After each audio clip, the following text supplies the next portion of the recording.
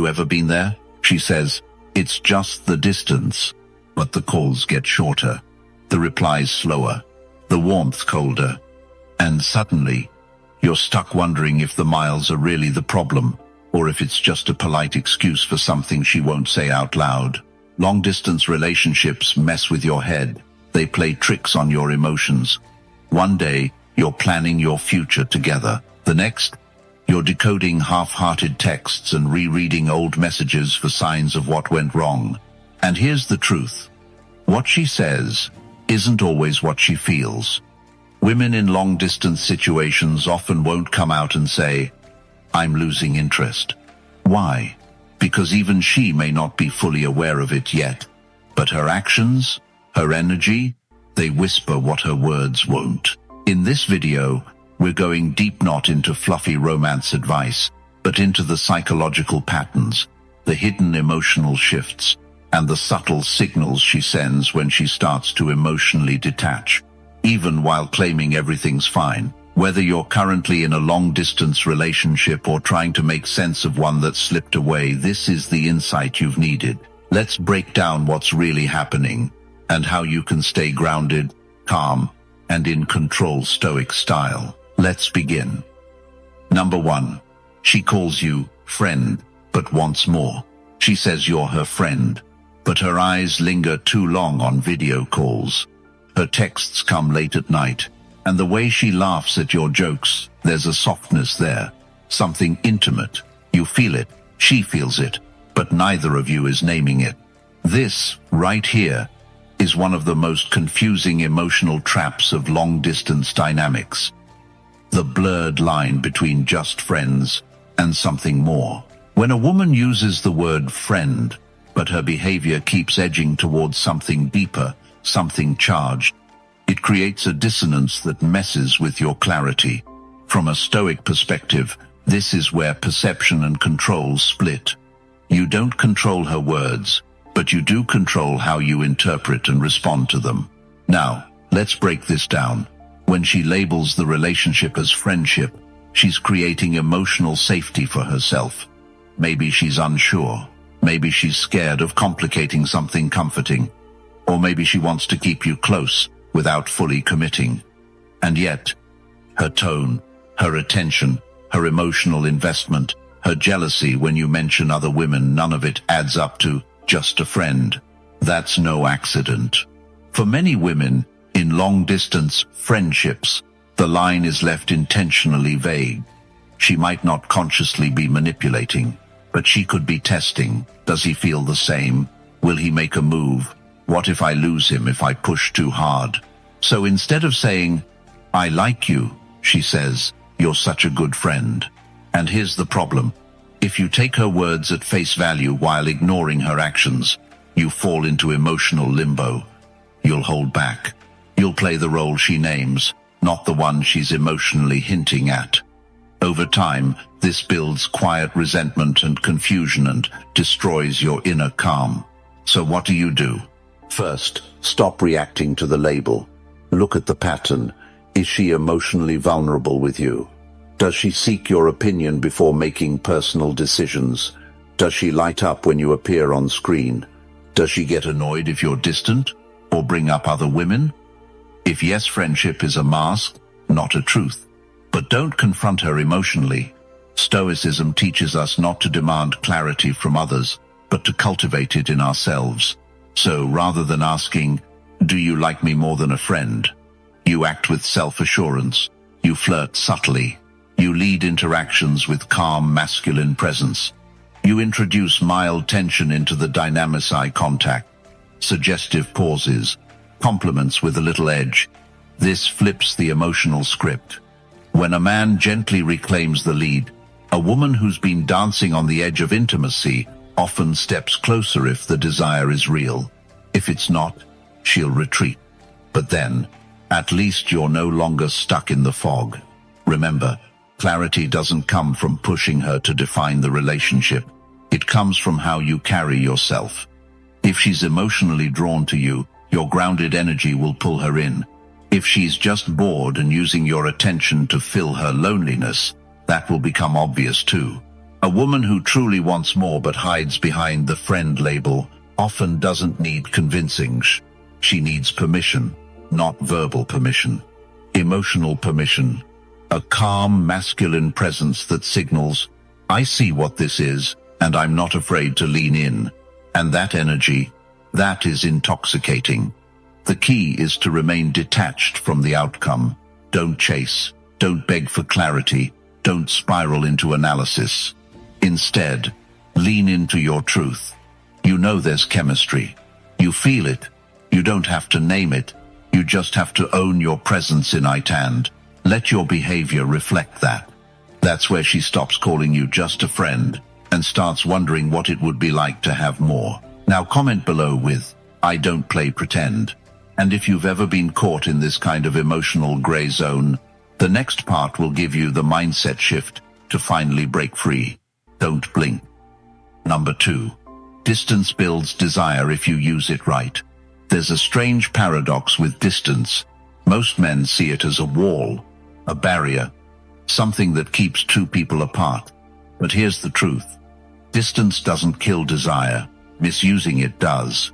See, when you're physically apart, you're not working with touch, smell, or shared space.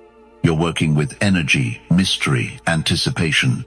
And if you understand how to use these elements, distance becomes your biggest advantage, your enemy. Let me show you how. Desire thrives in tension, and tension needs space. Think about music. It's not just the notes that create emotion, it's the pause between them. The space is where meaning lives. Same in long-distance dynamics. A woman doesn't crave what's always available. She craves what's present, but just out of reach. That's where her imagination kicks in. And her imagination is more powerful than any pickup line or video call. When she doesn't know exactly what you're doing, who you're with, or what you're thinking, that's when she leans in, emotionally. But here's where most men blow it. They fill the gap with constant contact, endless texting, hour-long calls every night. They flood the connection with availability. And what happens? The mystery dies, the tension fizzles, the craving fades. She stops missing you because you never gave her a chance to. This doesn't mean you go cold. Stoicism is not about withholding affection. It's about intentional restraint. You show up with warmth when it matters. You say what needs to be said, then you disappear into your life. You cultivate silence and let her feel the pull of your absence. This is where the Stoic mindset becomes a weapon. Instead of obsessing over how to keep her interested, you focus on being interesting. You train, you build, you work, you let your life speak louder than your words. When she thinks of you, she's not thinking of some guy waiting on her next text. She's picturing a man moving through the world with quiet power. That image, that's what keeps her up at night. You also learn to communicate differently. Don't use distance to dump your emotions. Use it to build tension. A well-timed compliment. A teasing voice message. A photo that hints, but doesn't explain. You create moments that trigger her imagination, not just conversations that fill time. Here's something most men miss. Distance isn't just physical, it's psychological. A woman will stay emotionally close to a man who knows how to pace intimacy. The moment you try to bridge the gap too fast, too often, or too emotionally, you lose the edge. When you let her feel your absence, you give her the freedom to choose you in her own mind. That's where real desire lives, not in pressure, not in reassurance, but in freedom. If she starts associating that freedom with you, that's when she becomes addicted. Let me give you a quick example. There's a guy, let's call him Mark, who was talking to a woman long distance for 3 months. In the beginning, she was excited. Calls were flirty. Texts came daily. But as he began over-communicating, her replies got shorter, less energy. She said she was busy. He panicked, tried harder, texted more. She disappeared. Contrast that with Leo. Similar setup, same distance. But Leo didn't chase. He let days breathe. He didn't explain his silence. He sent short, potent messages that created questions in her mind. He'd show up when it mattered and then vanish back into his work. She thought about him more when he was silent than when they were talking. You know why? Because Leo understood something fundamental. Desire isn't maintained by presence. It's sparked by absence, then ignited by intention. So here's your move. Stop managing the connection. Start mastering the distance. When she feels your silence isn't emptiness but masculine stillness, she'll crave your presence. Not out of insecurity, but out of attraction. When you use space right, you don't just maintain desire. You multiply it. Now comment below. I use the silence. And get ready, because what we're about to unpack next might challenge the way you've been trained to think about emotional availability. Stay sharp. Number 3. Stop being her emotional dump.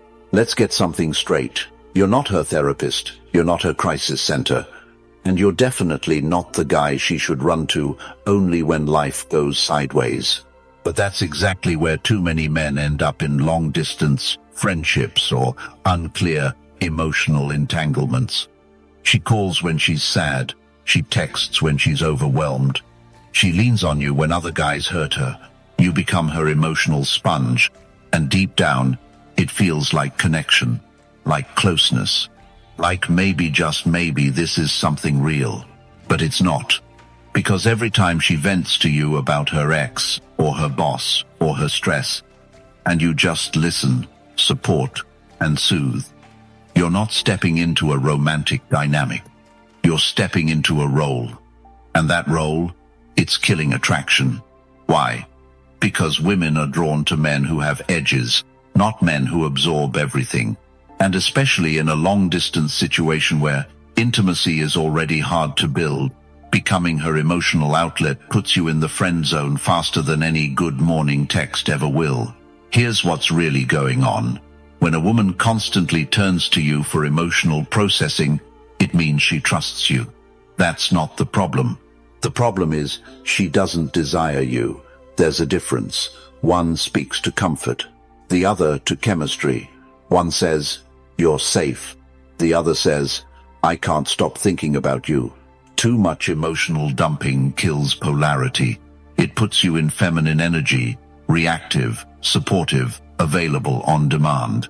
And whether she realizes it or not, she starts to lose the very thing that made her curious about you in the first place, your edge. So what do? You hold space, but not as a crutch. You don't become cold, but you set quiet limits. You stop inviting the role of the emotional savior. And when she starts spiraling in a call or message, you redirect. Here's a line that works. "That sounds tough. What are you doing to handle it?" See what that does?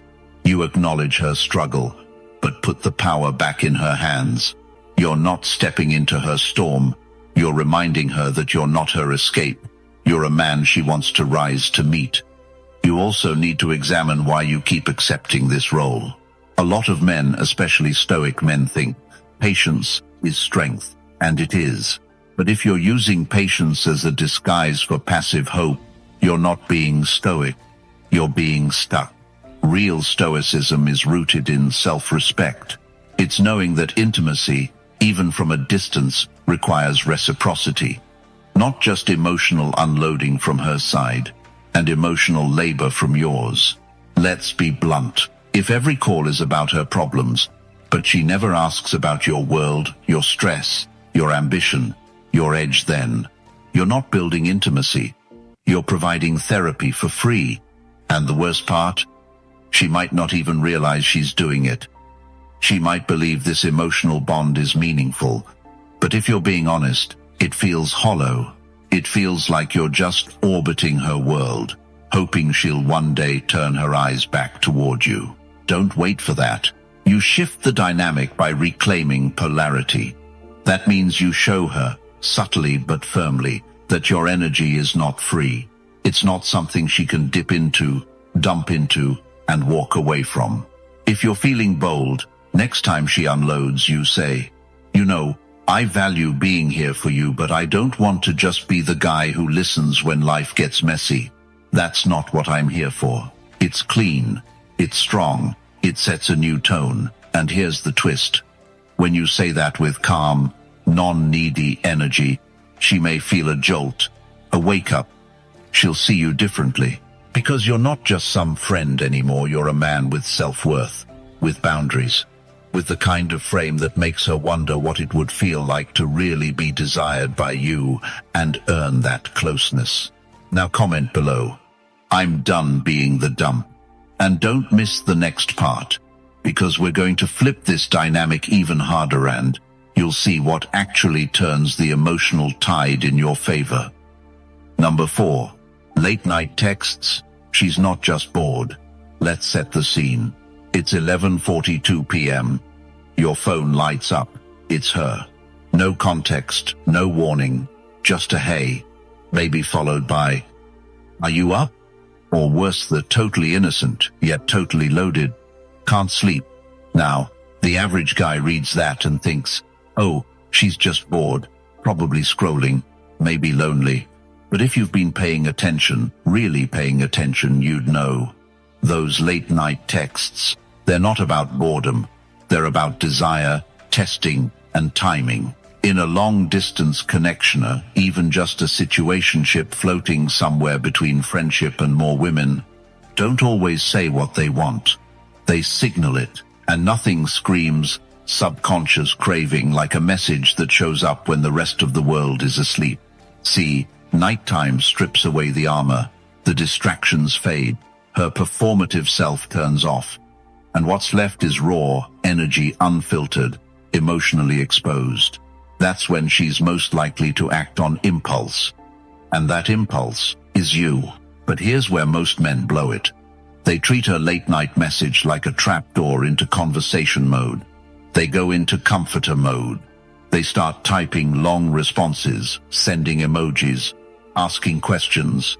What's wrong? Want to talk about it? I'm here for you. Number. That's not what she wants. She wants presence, not therapy. She wants masculine steadiness, not emotional back and forth. She wants to feel you, not be coddled by you. Let's go deeper. From a psychological lens, those messages are often her attempt to bridge the physical distance with emotional closeness. It's not necessarily about solving a problem. It's about feeling your gravity. And how you respond will shape whether that attraction grows or dissolves. This is where Stoic energy becomes your greatest tool. Stoicism doesn't mean being cold. It means being centered, grounded. It means understanding the emotional climate without getting tossed around by it. So when she sends that can't sleep text, don't immediately fall into her world. Instead, pull her into yours. Respond with weight, not warmth. Here's an example. She texts, you up? You. I was winding down. What's on your mind? Short, grounded. You're not leaping. You're letting her come to you. Or even better, you respond the next morning with, saw your text late. You good? That delayed reply alone shows that you're not waiting around. You're a man with a full life. You're not on standby, hoping for crumbs. You're receptive, but you're not reactive. Now, maybe you're wondering, but if I don't respond fast, won't she lose interest? Wrong question. The better question is, do I want to train her to see me as available on demand or magnetic in my absence? Remember, scarcity builds desire. Availability builds comfort. Which one do you think sustains sexual polarity over distance? Late-night texts are her subconscious trying to figure you out. She's poking the frame. She's asking, can I get his attention without giving anything? And if the answer is always yes, and you've taught her that she can have access to your energy without offering vulnerability in return. So what's the move? You treat her message like a test, not a trap. You don't reward it with emotional overinvestment. You answer as a man, not as a boy looking for a spark. You flirt subtly. You stay composed. You lead the tone. And if the conversation does unfold, let it build tension, not therapy. Talk less. Say more with silence. Hold eye contact if it's a video call. Let your presence speak louder than any "I'm here for you" line. Because late-night messages, they're not just about insomnia, they're about invitation. To feel your steadiness, to test your availability, to see if you're the man who leads, even from 3,000 miles away. Now drop this in the comments. I lead after midnight.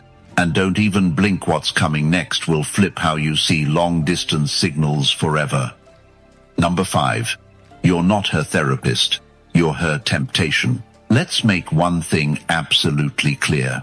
If you're constantly on the phone listening to her emotional breakdowns, giving her advice about her toxic coworker, or helping her process her last relationship, you've slipped out of the zone of attraction and straight into the role of her unpaid therapist. And she knows it. She feels it. She might even like it. But that doesn't mean she wants you. In a long-distance connection, especially one that hasn't turned physical yet, there's a dangerous trap that a lot of men fall into. It's the emotional sponge trap. You start thinking that by being there for her, listening, supporting, validating, she'll start to see how different you are, how safe, how steady. But what she actually starts to see is a friend, a counselor, a diary with a face. And here's the twist. Women do crave emotional connection, but only when it's paired with mystery, tension, and masculine polarity. If all you give is emotional support, you become predictable, comforting, boring. Let's step back and take a Stoic perspective here. A Stoic man doesn't deny emotion, she just doesn't drown in them. He can sit with intensity, but he doesn't lose himself in it. He offers presence, not pity. And in a romantic context, that difference is massive. So when she texts you in a spiral saying, "I just don't know what I'm doing with my life," or "I feel like I'm always messing things up with guys," your job isn't to fix her. Your job isn't to therapize her.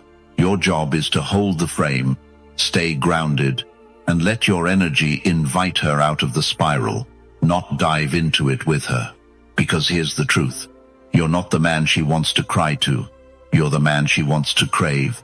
That means when she dumps heavy emotions on you, you acknowledge but don't absorb. Example, "I feel like I'm just not good enough for anyone." You. Maybe that's something you need to stop saying to yourself. "I don't buy it." Boom. Firm. Clear. No lectures. No therapy session. You reflect her words with quiet masculine strength. And in that moment, she feels something shift. She feels seen and challenged. That's attraction. Now let's be honest. Why do some men fall into the therapist trap? Because they're scared to introduce tension. They think if they don't show up as her emotional savior, she'll drift. They confuse support with seduction. But support without seduction becomes self-erasure. It erases polarity. It turns you into a pillow, not a presence. You need to remind yourself constantly, you're not her emotional trash can. You're her mirror, her mystery, her masculine force across the distance. And the more you lean into that frame, the more she starts leaning in too. So what should you do instead? First, cut down on long emotional calls unless they're mutual. If it's just her venting, cut it short. Redirect the energy. If she brings up problems, flip the vibe. Her. "Work's been killing me." You. "You need a distraction. Guess what I'd be doing if you were here?" That line alone shifts her from stress to curiosity. It says, "I hear you. Now let me lead you out of that mood." That's power. That's sexual leadership. Second, be okay with not being her go-to guy for everything. You're not trying to win a loyalty badge. You're trying to keep the flame alive. And that means not being available for everything she throws at you. Let her have her friends, her mentors, her support systems. You stay in the lane of attraction, presence, and mystery. That's where the game stays alive. Lastly, understand this. Real desire doesn't come from being the safest place. It comes from being the most charged one. And sometimes, safety looks like you standing firm and saying less, holding the silence, letting her reach. Because when you stop playing therapist and start owning your masculine frame, she'll stop dumping and start desiring. So here's your move. Next time she overshares or spirals emotionally, don't fix, don't comfort, don't explain. Hold the energy, redirect the vibe, be the flame, not the blanket. And if you're with me on this, drop this in the comments. I'm her tension, not her therapist. And keep your pulse steady. What's coming next will flip the whole dynamic of your long-distance pull. Number 6. Voice notes, long paragraphs. Let's talk about a mistake almost every guy in a long-distance friendship makes over texting. You know, the type paragraph after paragraph, sent like essays into her inbox. You explain yourself.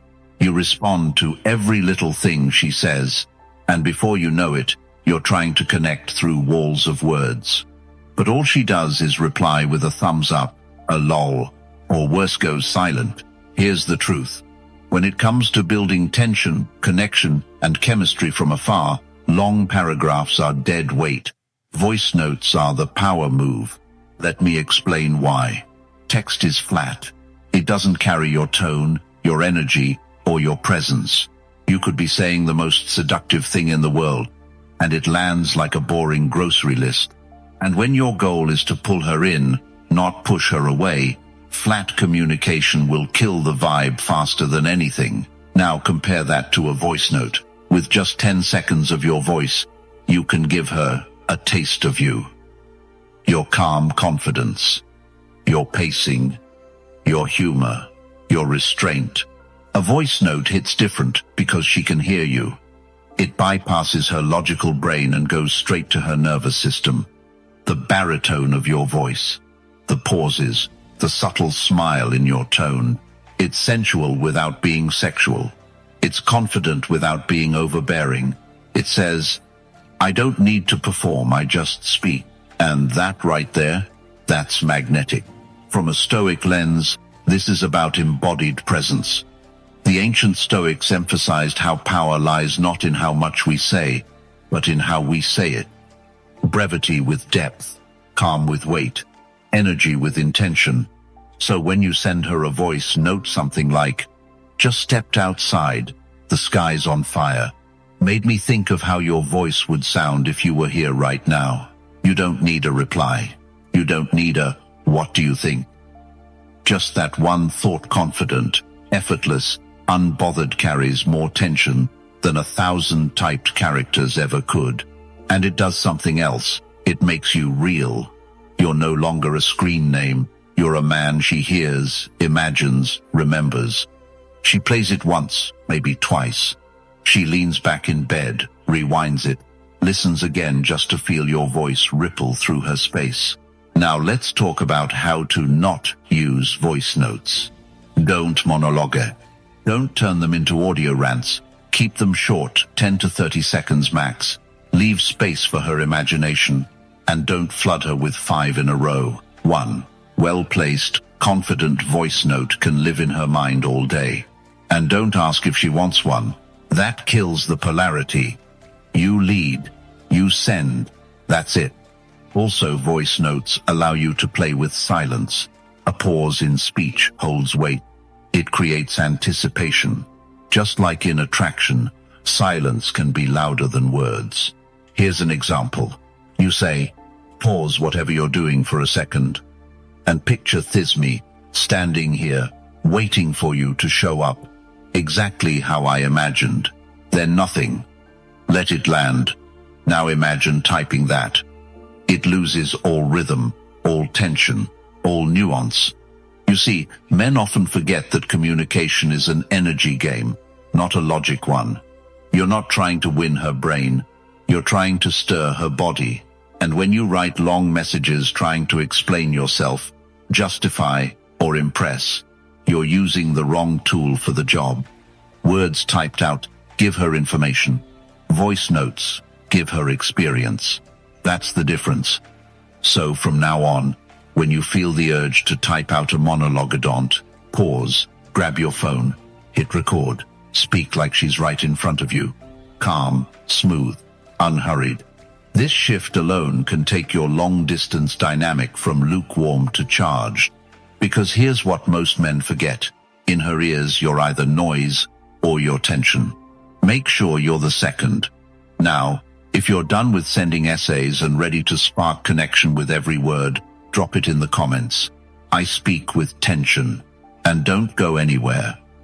What's next will teach you how to change the game without saying a single word.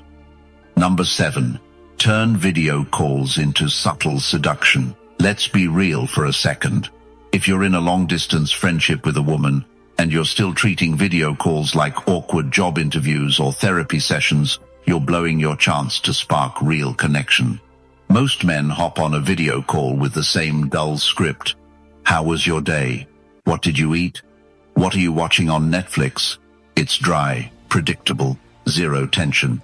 And zero tension equals zero attraction. Now here's the truth most guys overlook. A video call is a golden opportunity not to talk more, but to seduce subtly. Let me show you how.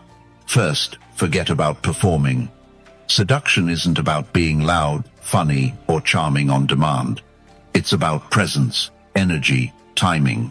The most powerful moments in a video call don't come from what you say, they come from what you signal without words. Start with your environment. Set the scene like it matters because it does. You don't need candles and a jazz playlist. Just dim the lights slightly. Use a warm lamp. Be somewhere quiet and intentional, not sprawled on your bed like a teenager. Sit upright, but relaxed. Lean in slightly when she talks. Let your body language whisper, I'm grounded. I'm not here to entertain. I'm here to share space. Second, use your voice with purpose. Talk slower than you normally would. Drop your tone slightly. Let your words come from your chest, not your throat. Pauses are not awkward. They're magnetic. They pull her in. Think of your voice like a slow-moving river. Don't rush it. Let her feel it. Now, what do you talk about? Here's the twist. It doesn't really matter.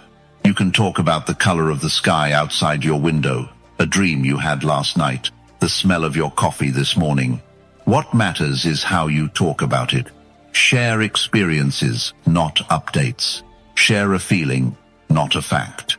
Example, don't say, I didn't sleep much last night. Say, I kept waking up, kept thinking about what you said last time. Couldn't shake the feeling. See the difference? That line drops a pebble in her mind and lets the ripples spread. You're not dumping information. You're giving her a mood. And women don't crave information, they crave feeling. Now, here's where things get interesting. Eye contact.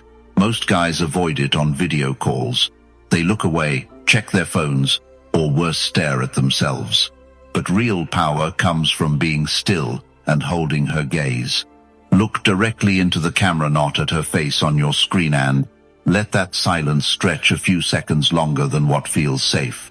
Why? Because eye contact creates intimacy.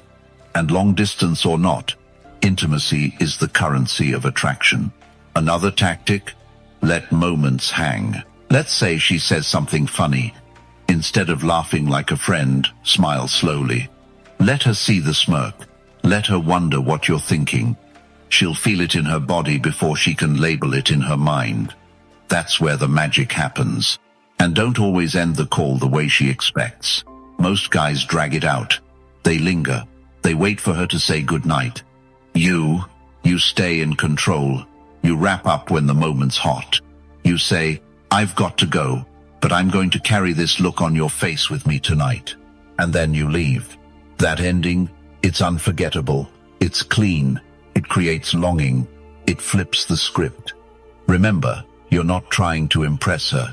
You're trying to create a rhythm, a feeling, an emotional residue that lingers after the screen goes dark. Now, from a Stoic angle, this is about calm command. The Stoics taught that seduction isn't chaos, it's control. It's discipline in how you show up. It's not faking passion, it's owning your desire without letting it overpower you. So turn your next video call into a moment. Make it textured, not technical. Lead it with energy, not effort. And most importantly, let her miss you when it ends. If you're done being the safe screen time guy and ready to be the one she replays in her head, drop this in the comments. I lead the call. And don't log off yet. What comes next might change the entire way you handle distance. Number 8. Lead the energy, don't follow it. Here's where most men in long-distance friendships go wrong. They become reactors instead of initiators. They wait for her mood, her tone, her texts, her vibe, and then respond. It's like emotional tennis. She serves, you return. But here's the harsh truth: if you're always following her energy, you're never leading the connection. In the dynamics of attraction, especially across distance, energy is everything. And energy, like attention, is meant to be directed, not chased. Let's break this down. When she texts cold, you go cold too. When she seems distracted, you try to match that so you don't look needy. But that doesn't protect your value, it erases your presence. She doesn't want a mirror. She wants a current, a man who sets the emotional tone of the conversation. Leading energy isn't about being aggressive or overwhelming. It's about being unshakable. When she's distant, you don't get desperate, you stay anchored. You don't flood her with anxious check-ins. You slow things down. You hold your ground. And, ironically, that calm resistance pulls her in more powerfully than any witty comeback or long-winded message ever could. Let's say you hop on a video call and she's clearly distracted, giving short answers. The average guy will either get passive-aggressive or start trying harder. Are you okay? Did I say something wrong? Wrong move. Instead, a man who leads energy would say something like, "Hey, you seem a little scattered tonight. I'll let you go do your thing, and we'll talk when you're more here." Boom. You've just reclaimed the energy. You've shown confidence, awareness, and boundaries.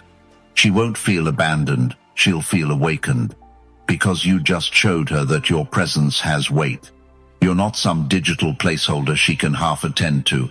You're not waiting around for a vibe to follow you. Create it. And in long-distance situations, this is even more critical. Without physical proximity, the only thing that makes you memorable is how you make her feel. Not the facts you share, not the emojis, not even the timing of your responses. It's how she feels in your energy. Stoic philosophy backs this up. Marcus Aurelius didn't wait for the world to align before he acted with intention. He led himself, his thoughts, his emotions, his posture, regardless of what came at him. That's the frame you adopt here. You decide the tempo. If the conversation is flat, inject some playfulness. If it's tense, offer calm. If she withdraws, don't chase, step back with strength. That's not manipulation, it's leadership. And leadership in energy builds sexual tension faster than any "I miss you" text ever could. So remember this. In every interaction, someone is setting the tone. Make sure it's you. If you're tired of chasing and ready to set the pace, drop this in the comments. I move first.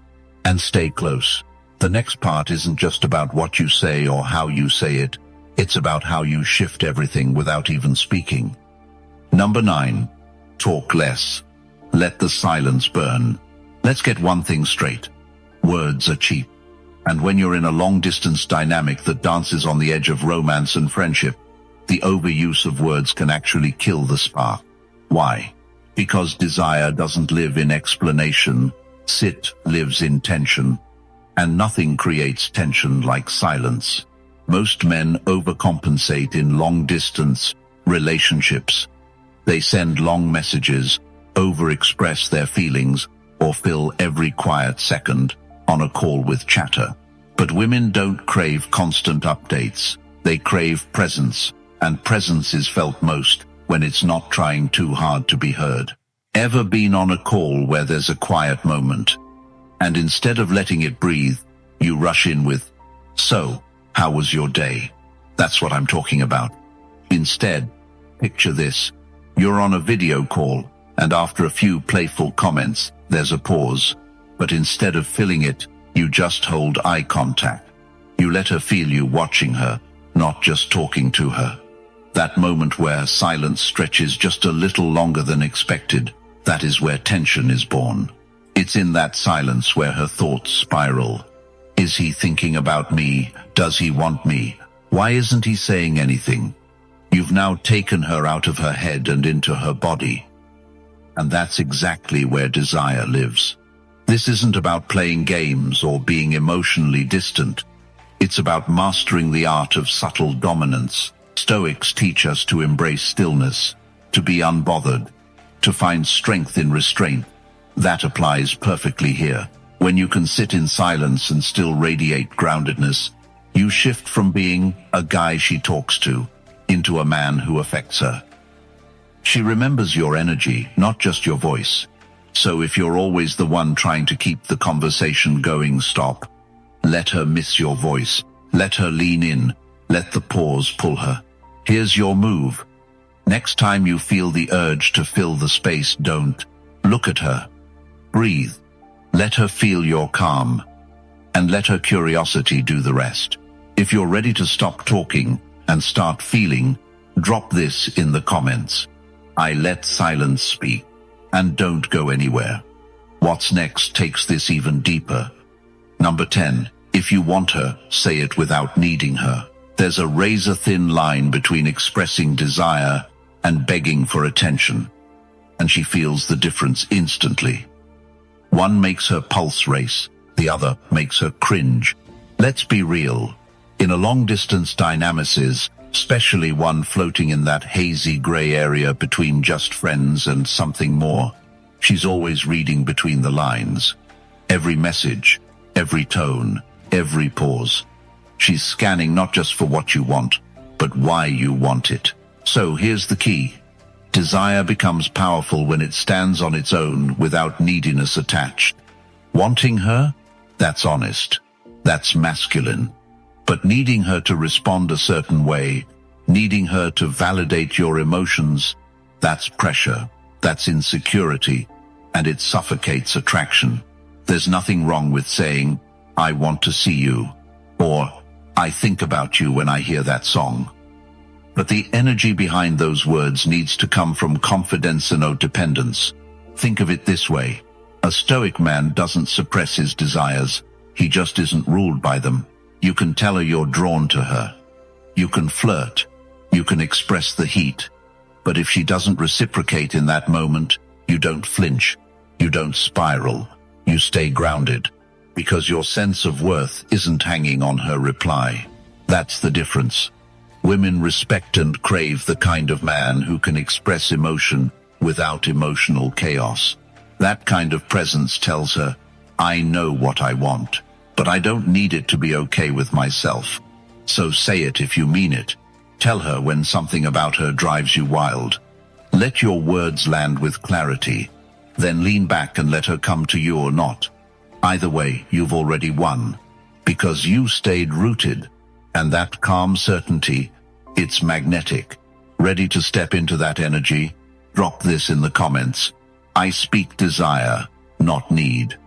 If any part of this resonated with you, if you've ever felt that quiet pull and wondered what it really meant, then you're not alone. Most men never get taught how to read these signals, but now you see it. You're sharper, clearer, calmer. And if you want more content that speaks to your strength not just as a man, but as a Stoic manthan, hit subscribe right now. This channel isn't just about attraction. It's about awareness, discipline, and showing up like a man who leads with presence, not pressure. And if you're ready to go deeper, join the Stoic Brotherhood. Our member community is where these ideas turn into action, and where sharp men surround themselves with other sharp men. You'll find connection, insight, and the kind of quiet accountability that actually moves the needle. Thanks for spending time here. I'll see you tomorrow. Same clarity, same fire. Until then, stay sharp.